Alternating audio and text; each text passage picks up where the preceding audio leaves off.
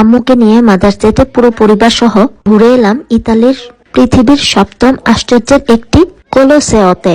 কোলোসেওর সামনে সবাইকে অনেক অনেক ছবি দেখতে পেরে আম্মু সবসময় বলতো ভাঙ্গা দেওয়ালের মতো সেই জায়গাটা কোথায়। তাই ফাইনালি আজ নিয়ে এলাম কোলোসেয়াম দেখাতে। তার সাথে আম্মুকে হিস্টোরিটাও এক্সপ্লেন করলাম। বাস দিয়ে এসে আমরা সিঁড়ি দিয়ে বেয়ে উপরের সাইডটা চলে এসেছি। এখান থেকে কোলোসিয়ামের ভিউটা একটু অন্যরকম সুন্দর লাগে। কোলোসিয়ামের কাছাকাছি গেলে আবার অন্যরকম সুন্দর।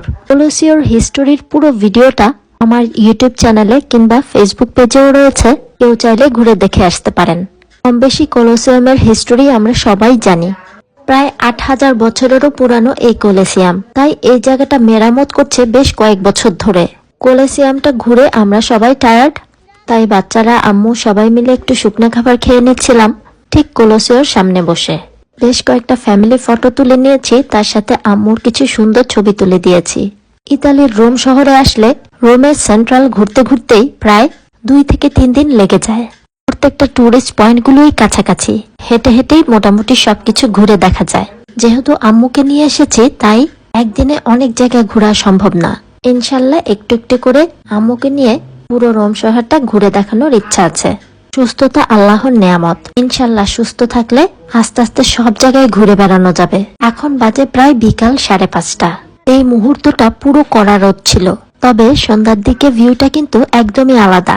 সেই ভিউটাও আরো অনেক সুন্দর। হিস্টোরিক্যাল এই প্লেসগুলোতে আসলে মন থেকে ফিল করলে সেই প্রাচীন যুগে চলে যায়। পৃথিবীর বিভিন্ন দেশ থেকে কত শত টুরিস্ট এসেছে, সারা বছরই টুরিস্ট পয়েন্টগুলোতে একদম ভরা থাকে। তবে সামারের সময় জুন জুলাই আগস্টে একটু বেশি থাকে টুরিস্টগুলো।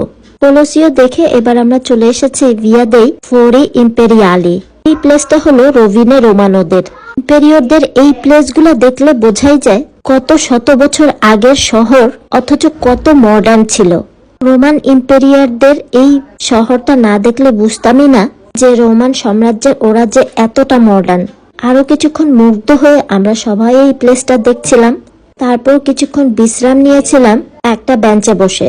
তারপর আবারও হাঁটা শুরু করলাম। হাঁটতে হাঁটতে চলে এলাম পিয়াৎজা ভেনেসিয়াতে।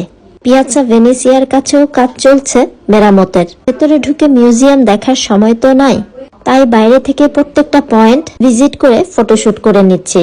খুব সুন্দর একটা দিন কাটালাম রোমের সেন্টারে ঘুরে। আমার কাছেও বেশ ভালো লেগেছে। পিয়াৎজা ভেনেসিয়া ঘুরে তারপর আমরা বাড়ি ফিরে গেলাম।